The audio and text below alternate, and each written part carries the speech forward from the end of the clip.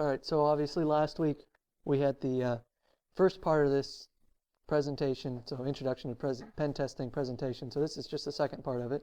So just a quick review that some of the ethical considerations of pen testing. We covered this last week, but because they're important, we'll cover it again just to remind you. They center on integrity, that is personal integrity. There's some of the better sources for what code of ethics you should be looking at are like the ISC squared code of ethics. These are basically protect the society, the common good, confidence, infrastructure. You need to act honorably, honestly, justly, responsibility, and legally, of course. You need to provide diligent, competent services to your clients, advance and protect their profession, and of course provide privacy and confidentiality.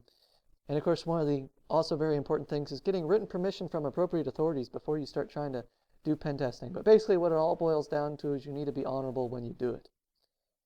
So a quick summary of the first part. Pen testing is when you look at for weaknesses in a systems to try to figure out how a hacker would look at it and try to figure out how to defend against the hacker before they ever get to the system. So it breaks down into 3 phases. Phase 1 is reconnaissance. We talked about this last week. This was passively learning about a target's network. This includes searching the web, even dumpster diving, as well as social engineering. Phase 2 is scanning. This is looking for technological openings in a network. This is where you look for access points of any sort, including things like open ports and existing back doors. So you might do like war dialing or war driving in this case. I guess you could do that in recon. Well, no, that's scanning. And then there's exploits. Last week we only talked about OS exploitations, which are where you gain control over individual machines. Some of the main things we talked about there were buffer overflows and password guessing, and also how you automate everything. Specifically, we talked a little bit about Metasploit. The other part of phase 3, which we'll get into in a minute, is network attacks. After that, phase 4 is maintaining access, which is basically making sure that I can get back on a machine. Yeah, I know that none of these are on the slide. These are maintaining access is generally going to be like malware, so that's where you insert backdoors. And then finally, phase 5 is where you cover your tracks, removing evidence, stuff like that. Are there any questions, especially for the people who didn't make last week? So network attacks, like I said, this is the second part of getting into a system. So just as a little overview, sniffing can reveal sensitive information. Sniffing is just when you get on and you grab packets from the network directly. This can be made worse by ARP or DHCP poisoning, which we'll get into in a little bit. Session hijacking, which allows an attacker to take over a communications channel. Denial of service or DOS attacks take down services. A DOS attack goes beyond just taking down a service. You can actually use it as part of improving on another attack. And again, we'll talk about that as we go along. So intruder access to getting a network, that's the part where you actually try to get within the network and take over things. So once you have access to a network, there's a lot of ways to attack systems on it. One is to perform session hijacking, which I think I talk about in a few slides. So I won't go into great detail on it just yet. Another is spoofing ARP, which is the Address Resolution Protocol. DHCP, which I can't remember what that stands for, but that's the thing that assigns IP addresses. Instead of doing it statically, that's when you connect to, say, a router, and it says, okay, you get this IP address. And DNS, which is the service that allows you to resolve website addresses to IP addresses. So you can also, without necessarily even spoofing any of these 3 protocols I mentioned, you can spoof a legitimate network service. And finally, as I mentioned before, you can perform sniffing to get information that's traveling across the wire. So starting to get more in depth on things, network sniffing, which I've already mentioned twice, so you know it's important. That's when you flat out bypass the stack, the networking stack, to read packets directly. Now, when I say the stack, that's the network stack. What it does is it handles how you interpret the packets that you get. So you get an IP packet, which encapsulate it within that will usually have either TCP or UDP, which encapsulate it within those usually has application data. So a network stack basically takes you from the IP level, grabbing it straight off the network, and delivers that information to a application. So sniffing allows you, even though you're not the application that it was directed to, it lets you get the packets directly. Sniffing can be performed either by a compromised machine on the network, so something that we compromised in the first half of this, which would be an OS exploit, or it can be actually on an attacker's machine. So for instance, if I found an open wireless access point or I was able to plug into a port, I can then perform sniffing on the network. A question there, Eugene. Would it be difficult to get to sniff that the traffic coming to that computer if you had access to just like a USB port and you plugged it in or whatever you would plug into the machine? I guess it really depends on what you mean. I mean, one Like- interpretation of that would be that you're talking about a network adapter that's going over USB, but I don't think that's what you mean. What I mean is, like, you said that one way to do that would be to basically overtake the OS, right? Yeah. That would be, I would think, quite difficult to do. Not necessarily. Remember, there's this little operating system called Windows. Mm-hmm. But I guess the point is, like, if you have physical access. If you have physical access, that computer is screwed. Okay. If you have physical access, if nothing else, I mean, there are certain instances where it might take a lot of effort anyway, but your average system, if you have physical access, you can get into that system if you want to. You can run password crackers. You could just flat out install your own operating system over the top of it. For that instance, for that matter, you could just run it off a USB. There's a lot of things you can do with physical access. A better choice would be to install a background program that runs when the operating system starts, because that way nobody can tell that any change has occurred to the computer. Specifically, that would be more like a rootkit, which we have discussed. Yeah. Because generally you can detect a regular virus, but a rootkit, on the other hand, is all about hiding itself. Exactly. So anyway, let's see. Obviously, I mentioned that you have to be able to get onto the network first, and like I said, one of the ways to do that is having your own machine. So one thing to keep in mind is that one of the ways to get your machine on that network is to use social engineering, which is just go in and talk your way in. So you might convince Luke that you're a coherent laser technician. Yes. And he'd let you in, and you get in the building, and You sound coherent. obviously unqualified, yeah. So anyway, yeah, our poor audience that will not get that joke. Anyway. There's a company called Coherent. It makes lasers. Anyway, if you're within the network, then you can basically bypass pretty much any network protection using a sniffer. There are technically a few that can be used at that, but most commonly network protections operate at a higher level, like usually application level. So unless you pretty much manually program your switch or hub, hubs, you don't have a choice. You can't do much.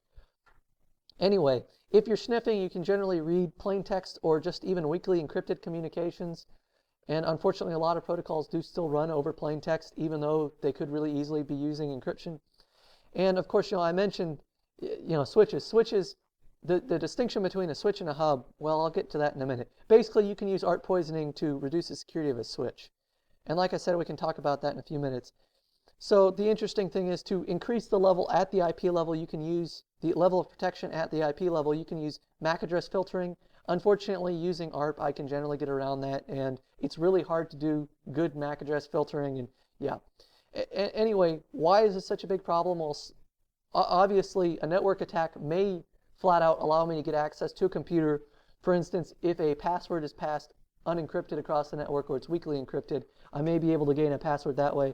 Also, just flat out because I may not need to compromise a machine, because I may be able to get all the data. Like if I'm from a competing company, I may be able to get all your data that you're trying to protect, all your designs or whatever, and take them back, and we can reverse engineer them and really quickly, because we have all the data originally there, and use it to attack or to get a new product out before you. So are there any questions about network sniffing, excluding ARP poisoning, because I'll get to it in a minute?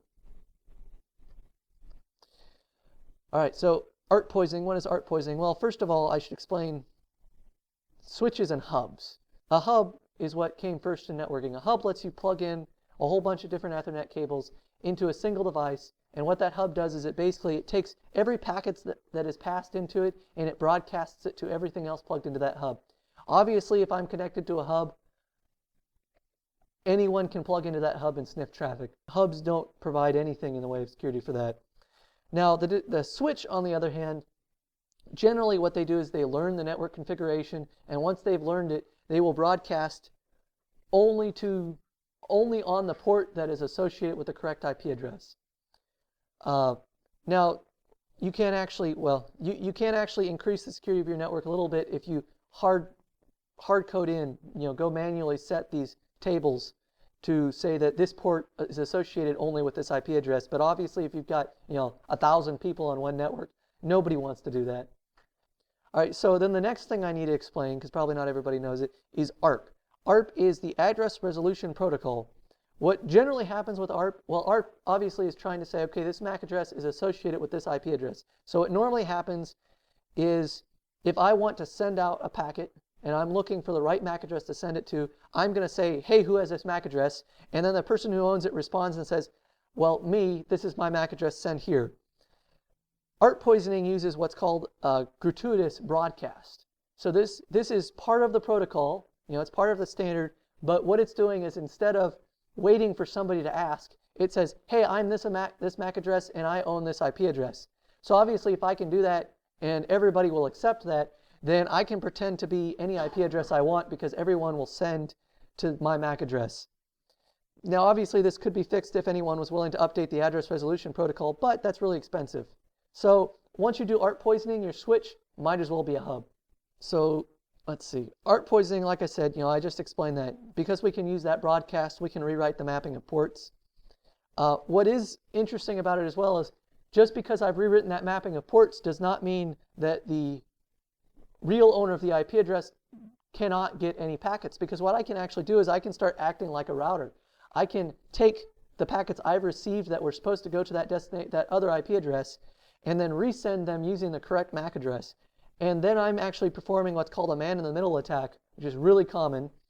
And, that's unpleasant because it means I can be sniffing your traffic without you knowing about it. I can even start modifying your traffic, and you'll never know about it because you don't know I'm there. Anyway, the good thing about ARP poisoning, the relief, is that it only affects LANs. This does not work if you're going over the internet. There are nasty tricks you can do over the internet. We're not going to get into depth on talking about how you can compromise DNS because that really comes down to doing an OS exploit on the DNS server and then poisoning the DNS that way. Are there any questions on ARP poisoning? All right, so session hijacking. Well, that's when you take over an existing channel between two machines. So if I've got, say, a telnet session up and running, well, telnet's not encrypted, so I might be able to do ARP poisoning and get that telnet session to be pointing towards me, and I just take it over and pretend that I'm either the controller or the recipient. Now, because that telnet session has already been authenticated, I mean, there's nothing stopping me from doing that. So obviously, this is really easy to do on unencrypted channels. Like I said, I sit around waiting for it to be authenticated, for those two machines to establish a session, and then I knock one of the parties offline. Aside from ARP, this is where I can also use a denial of service attack that I mentioned before. If I can take somebody offline, then session hijacking becomes more powerful, whether I'm using ARP or regular DOS. And I can also, in theory, sort of do session hijacking on a truly encrypted channel. So an example of that would be like if I did a DOS attack on a SSH server and then did ARP poisoning to pretend to be that server, and somebody reconnected to me, right? So that person reconnects to me, even though it says I have a new key. A lot of people will just say, well, even though this is warning me that it's not the same key, I'm going to trust it anyway. So they type in yes, and it does require you type YES, not just Y. And there you go, you've just connected. So what if I don't know your real password? I just modified the SSH server binary not to care what the password is. Suddenly I've intercepted your SSH connection. Granted, in this case, it's only replacing the server I can do. I really can't replace the client. Questions? When you say session, what exactly does that mean? Okay, so I'll try to work from an example because I think it'll be easier. Have you used Telnet? Are you familiar with what Telnet is? No. So are you familiar with SSHs? Yeah. So you know how SSH is encrypted and everything? Right. Telnet is not. Okay. The reason why I'm telling you Telnet is because we can talk about hijacking more if we need to there. Right. So Telnet, you send a password over, just like an SSH. You connect and you send a password over. Yeah. So that password allows you to authenticate to that server. You say, I am this user. So once you've done that, you've started a session because you've set up a channel. So that's your session. I see. So obviously, if I hijack a session, I've taken over that channel. Does that make sense? Yeah. Okay. Any other questions? All right, so I talked a little bit about a few defenses from sniffing and hijacking. One is to use strong authentication protocols. That basically only defends you from hijacking. So, obviously a password is nice, but if it's only 8 characters and it's a regular word, well, anybody can get that within a few minutes. On the other hand, if I were to say use RSA keys, public-private keys, to do my authentication, well, that's actually going to be pretty hard to trick because that is mathematically hard to figure out what the proper key should be. You can encrypt sessions. When you encrypt the sessions, you should encrypt them for both confidentiality and integrity. Now, what that means is that I want to make sure nobody can read this session, so that protects against sniffing, but I also want to make sure that nobody can tamper with this session, so that means I can't do session hijacking. So also you should want to make sure it's an authenticated channel, which means that you maintain the proof that each side is who they claim they are throughout the entire thing. Technically, you can use one-way authentication too, depending on the circumstances. But anyway, another thing you can do, I mentioned this a little bit, is when you manually map MAC addresses to specific ports on switches. Like I said, that's really hard to do. I can envision a situation in which when you first set up the network, you let it pick it up automatically, and then you tell it to freeze everything, and then you manually add new users. I guess it depends on how dynamic your switch is, your network is. Also, obviously, if you have people carrying around laptops, this doesn't work very well because then they're changing ports all the time. So finally, the obvious thing is make sure attackers don't get on the network. You do this by using intrusion detection systems and firewalls. And finally, the thing I say every time, user education. So, any questions? All right, so finally, we'll talk a little bit about denial of service. This is the act of preventing legitimate access to a service. This can be performed locally, so arguably we could have included this in the OS area, but most of the time the stuff you hear about is at the network level because of DDoS attacks. Anyway, this requires the attacker to actually have either physical access or an exploit that allowed them access to the targeted machine.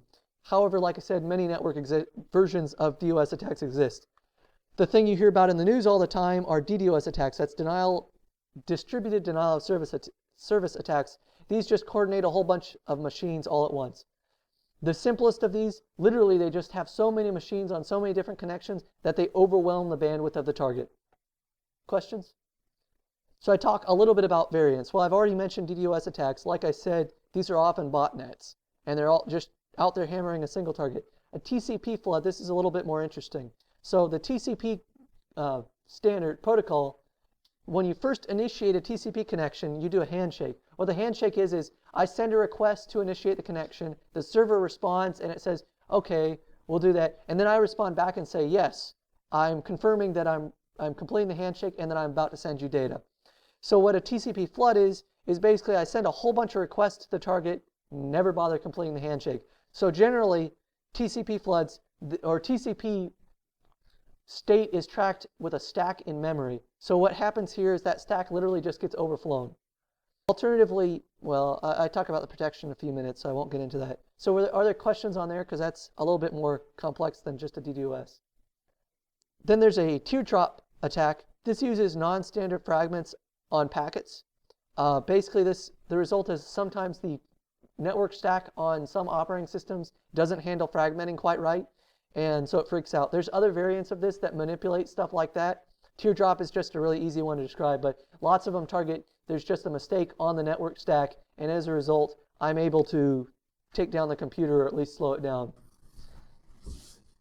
Don't most of the newer systems, since the bandwidth is so large these days, most newer systems, it would seem, could just simply reject all packets that don't fit their hash. Well, the thing is you have to be able to reject the packet. You have to know that it's a problem. To do that, you have to do a certain amount of processing on it. If the processing is done poorly and it causes a problem, and since remember the network stack is what does the processing, then it's still a problem. Now you might be able to block it with an IDS, yes. Now I don't remember if I talk about this much in the defense, but if you want to know more details, let's come back to it when we hit the defense section. But I think I pretty much just summed up. And finally, there's RDoS. This uses malicious regular expressions to consume processing power. So basically, one of the obvious ones, this might cause an infinite loop, right? But so one of the obvious ones is because a lot of systems connected to the internet, that are web servers, especially process XML, you might be able to figure out a way to make them get stuck. So because when I say they process, they use like xquery, which is a fairly full-featured language, and you might just be able to figure out a transform that you can convince them to do that they get stuck on forever. I've seen this happen. It's ugly. Any questions?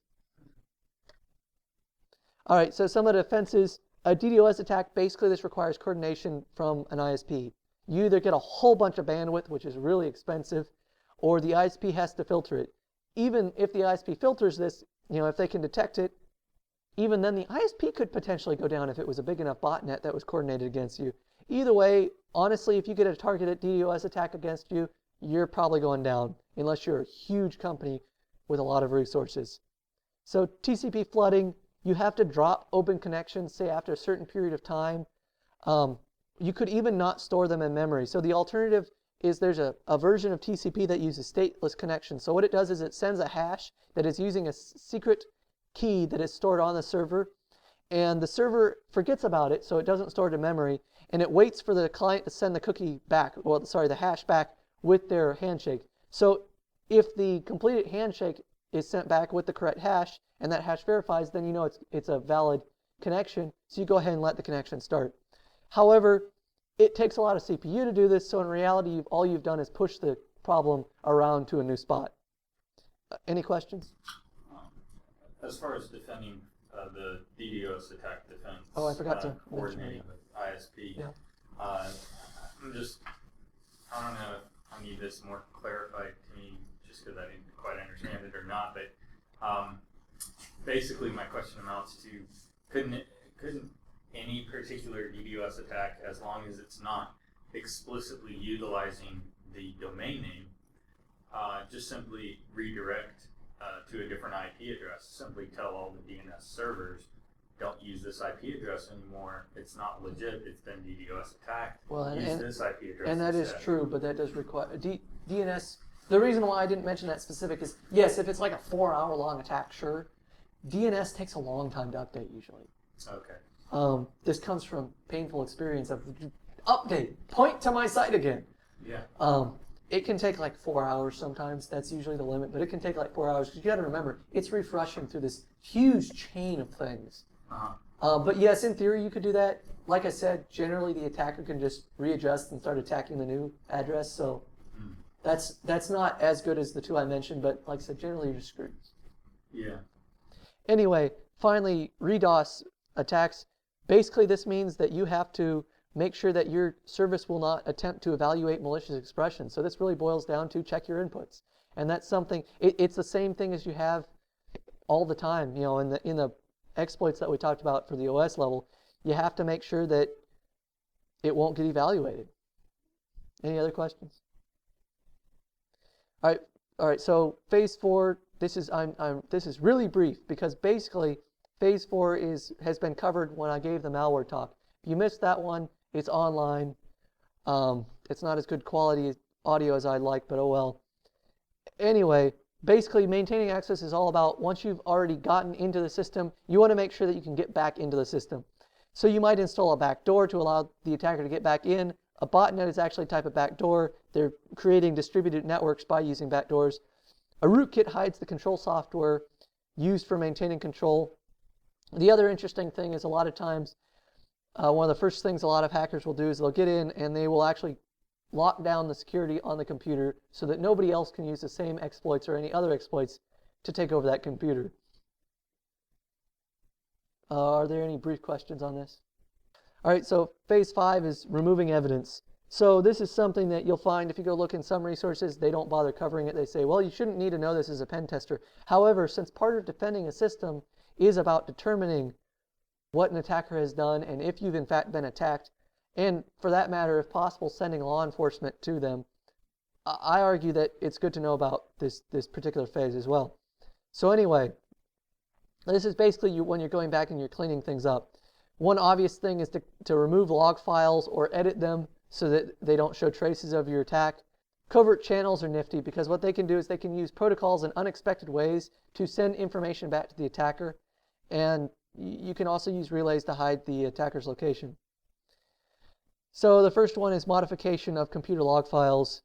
They're generated by system processes and applications to record system activity. They're really useful for when you're troubleshooting a system, but they're also good for looking for inappropriate activity on a system, like when you've been hacked. Obviously, an attacker's just going to try to modify them, like I said, to try to remove any traces of their activities. And here's just a screenshot of the Windows security event log. I'm not going to go into detail on it because they're pretty straightforward, and to go into detail because they do some interesting things, but it would be a whole presentation in and of itself. So are there any questions about the removing log files? So some of the defenses, well, the most obvious one is write-only media. So this is media that, at least from the source you're using, you can write to it once, but you can't modify it. And when I say modify it in this case, I mean you can append to it. So maybe what I should have said is append, but you cannot come back and read it out and change things within the log. Another thing would be an access control list, or also known as ACL. These are generally, just is a Windows term if memory serves. Anyway, this assigns permissions to access to objects. So basically that's all about setting the correct permission for your log files.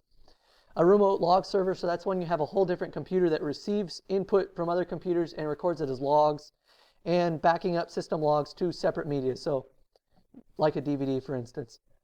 Any questions? Didn't think so. Really straightforward.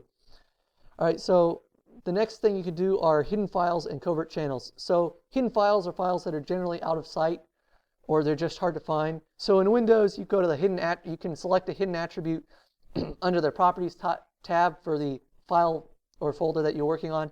In Unix and Linux, all you have to do is prepend a dot to the file name, and that hides it from what you normally look at.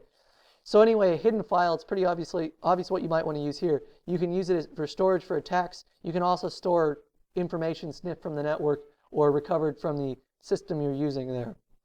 Are there questions on hidden files before I hit covert channels?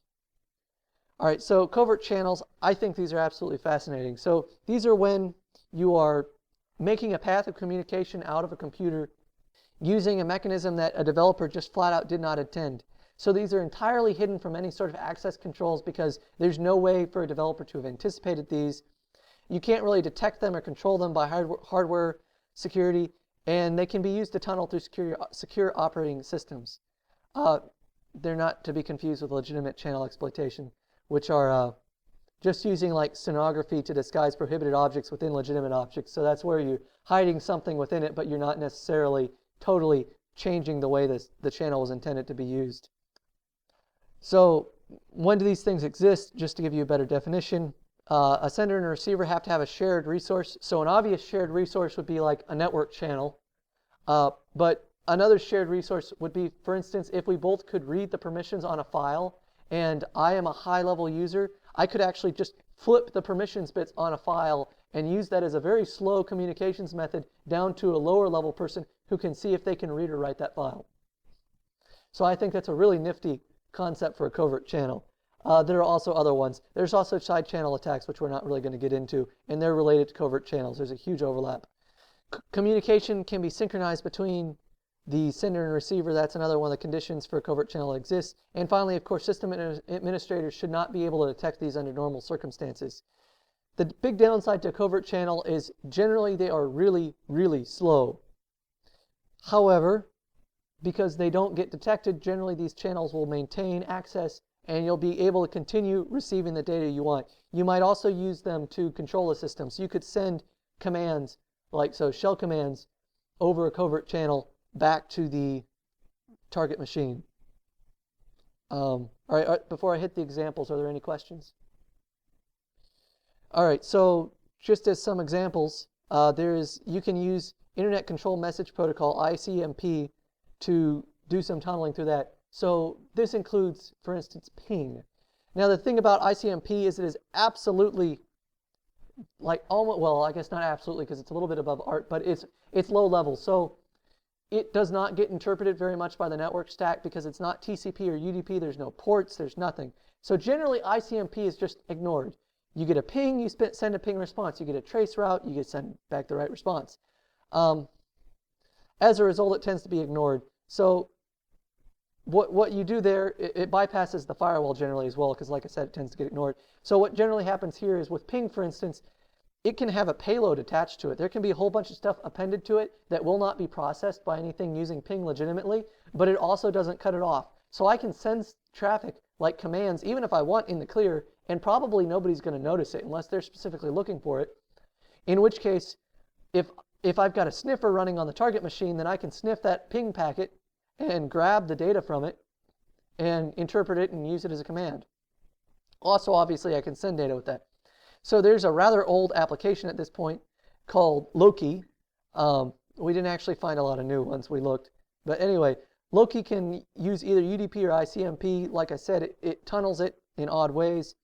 It actually can support blowfish encryption because this was back before AES was around and DES was kind of weak at the time. And it uses Diffie-Hellman to do asymmetric encryption. Also, there's CCT, which is Covert Channel Tunneling Tool, and MSN shell. Now, before I hit reverse www shell, I'll just give another example off the top of my head of a way to do a covert channel in TCP. So just so you have more than one example, because I personally think it's somewhat of a confusing topic for people. So in TCP, you've got a header, and that header has things like a hash that says, if this hash verifies, then that's what this message is still untampered with valid, right? So let's say I go in and I replace the value on a hash, and I send that TCP message. Well, as a sniffer, I can read that TCP message and I can retrieve the hash value. As a network stack, because that's not a valid hash value, I'm just going to drop that message. So nobody ever sees what I actually sent. And thus I've just created a covert channel. So I'll talk a little bit about reverse www shell real quick. So obviously this is using the HTTP protocol. So I've hit ping, so ICMP. I've hit TCP, so I've gone up another layer in the stack, and now we're hitting application layer. So this can allow internal network from the outside. Obviously, this is providing a shell.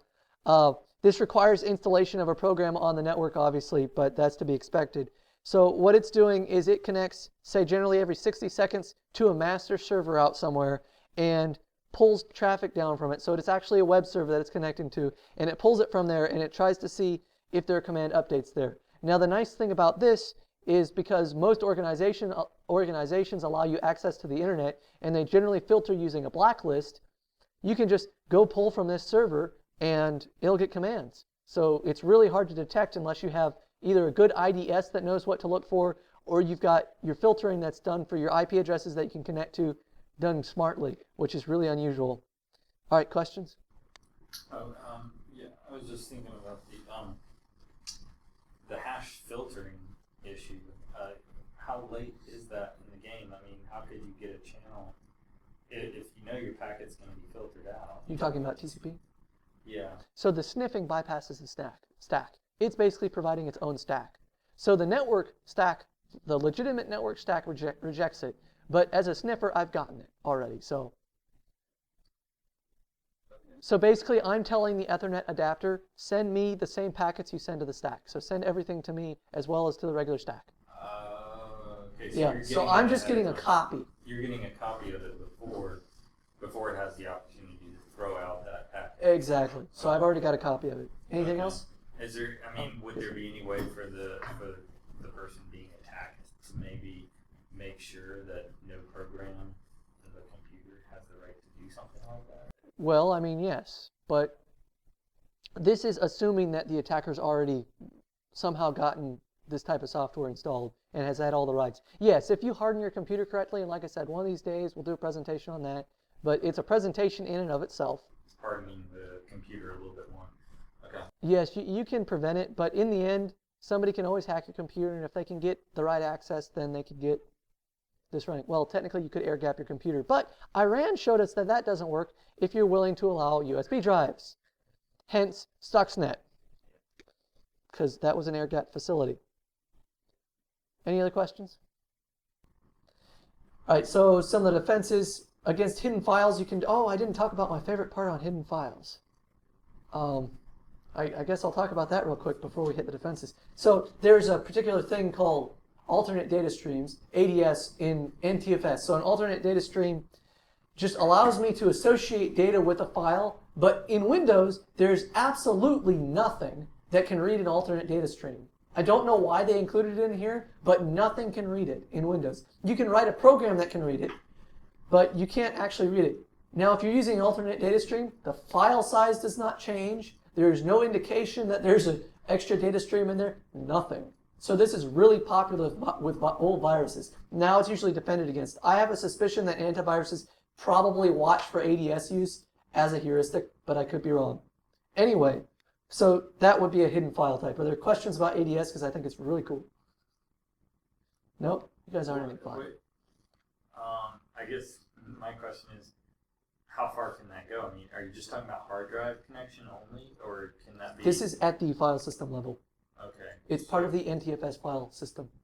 Okay. It's the Microsoft. So then it has to be on. file system. Yeah, and I was just NTFS. highly redundant because NTFS stands for New Technology File System, but anyway. Okay. Well, if it's NTFS, then it goes through the hard drive, right? I mean, that's going to be traveling through the SATA cable at some point in time. Or Yes, yes, but the place you would want to block that is not at the hard drive level. You'd want to block that at the OS level. It's a driver issue. Okay. Because file system is dealt with in the OS level, it sets up the hard drive to use a specific file system, and the OS has to know how to read it for the file system. That's not dealt with by the OS, by the hard drive. So the hard drive is not going to be able to understand that kind of application later. Yeah, that layer of abstraction lives on the OS, not on the hardware. Okay. A lot lives on the hardware, but that's not part of it. Okay. Any other questions on that? So is that, I found a thing a while back where you can put a file inside of a picture. Is that specifically what that is?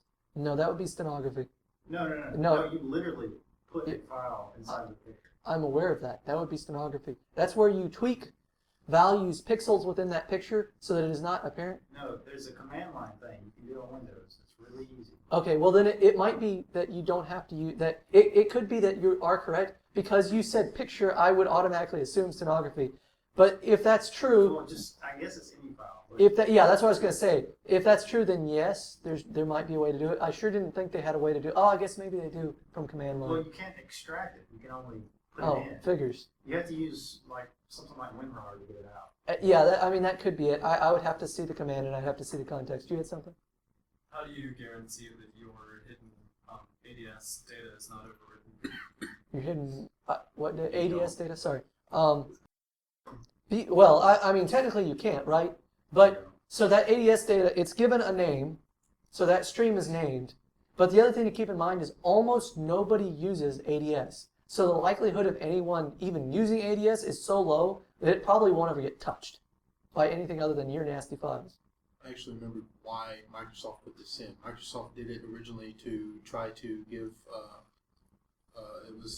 the integration with the Mac OS system. Oh, that's right. That's right. I read about it. Yeah. Microsoft, remove legacy. Remember their legacy stuff. Anyway, any other questions? Yeah, I mean, I guess ADS, it could ultimately at some point in time get overwritten by your hard drive just simply filling up. But the likelihood of that is Nope. slim to none. Nope. So you're Because just saying- it's a legitimate file structure, so the hard drive will not overwrite it. But you say that the size of the file won't change. It'll stay the No, same. the reported size of the file will not change. Windows says it's the same size, but it's actually larger. So if you can access things at a lower level than normal, you can actually see that it's a larger file size. So let's say, for instance, that I use ADS and I store a gigabyte of data there, and my hard drive is, 20 gigabytes in size. I'll be able to notice that discrepancy when I go to see how much space is left on my hard drive. Yeah, because those of us who are using terabyte hard drives really care enough to track down to the gigabyte level. Yes, in theory you can notice it. Basically, yeah, there should be an anomaly that shows up if you can go at a low enough level and get the file size. Yeah. It so depends on what reporting tool you're using. Also, if you used Linux, it may show up there. I'm not sure. I've never really played with it. Well, yeah, I think probably the whole file would be. I mean, if you did. I guess you have a presentation to go work on, Luke. Yeah. Do a demo and a presentation on ADS. And ADS, okay. I think it would be a great one. But I really don't want to rat hole on it because I don't actually know much about ADS. I've never used it directly. Okay. I've just read about it. Oh, okay. Anything else? Yeah, so that thing I was talking about, it's a lot simpler than that. I mean, Then what are you- you just take you can append the binary into a JPEG. Mhm. So, I mean, you see the file size, update everything. Oh, so it's appending. Okay, so okay, so You're literally copying the bytes into the. yeah, so that's not the same thing then. Yeah. Okay. So for hidden files, you can protect this with like file integrity checks. So that's like keeping a hash tract of it somewhere and using an internal intrusion detection system. For a covert channel, using an antivirus can help. Intrusion detection systems, again, may be able to notice that there's something screwy going on the network. And of course, keeping your systems patched and up to date. There is really no effective defense once an attacker has access to your computer because they can turn off most of the defenses depending on how much they have. And you can manually remove it once you find it.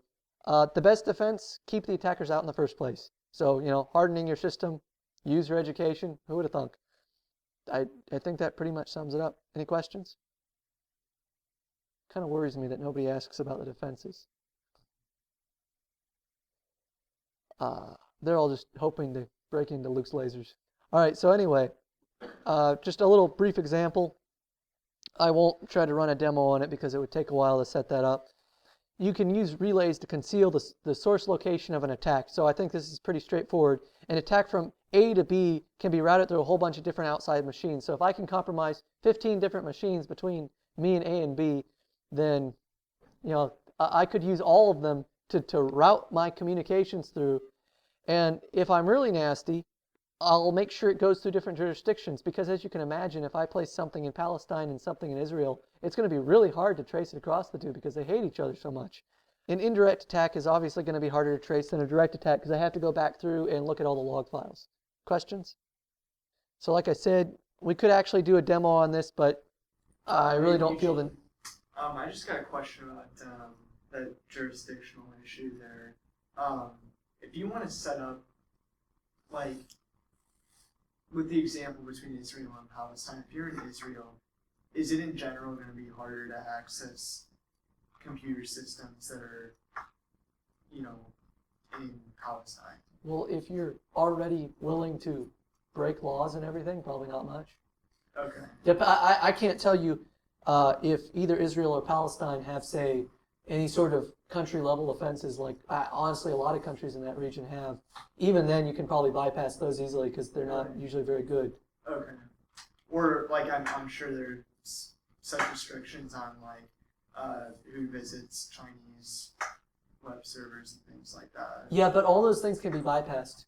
Actually, Okay. thank in part the Right. U.S. State Department, which has been funding efforts like that. I see. Any other questions? All right, so just as an example of a relay, is Netcat. Now, we've talked about Netcat before because it can be used to set up a shell. Netcat, for the people who don't know, is just, it's been called the Swiss Army knife of networking. Basically, you can connect to any two machines and you can send data with no formatting added across TCP or UDP connections. So on the relay machine, you'll run the command mknod buffer p. So that's just creating a special file that can act as a buffer. On the same machine, you then run a netcat command, so nc-l-p with the receiving port, and then you tell it to send to the buffer, and you do a pipe, and you tell nc, then destination IP, then send port, and then you tell it to read from the buffer. And like I said, this basically what it does is it takes the traffic it receives from the first port and IP address and sends it along to the other IP address. Questions? All right, finally, just some conclusions. Well, first of all, same reason we've hit you twice now with the ethics, is it requires adherence to a code of ethics. Pen testing is good to help you find holes in your system before the attackers can find them and exploit them themselves. And it's divided into 5 phases: reconnaissance, scanning the target, exploits and compromises, maintaining control, and removing evidence. Questions? Finally, a handful of references and links. Counterhack Reloaded is a great book. It's by Ed Scotus. It's actually used as the textbook for at least one of the information assurance classes in the CPU department here. Nmap.org has some good stuff. Firewalk at Packetstorm Security. Packetstorm Security in general is an interesting resource. The Nessus Vulnerability Scanner. Those 3 things are all things that I had brought up, I think, entirely in the first half of the presentation. ISC Squared Code of Ethics. The EC Council had additional ethics. And finally, OWASP has a whole bunch of different stuff. That's Open Web Application Security Project. They've, for obvious reasons, cover a lot of stuff in security. And of course, thanks to Nate O'Neill, Luke Burgess, and John McCann for contributing to the slideshow.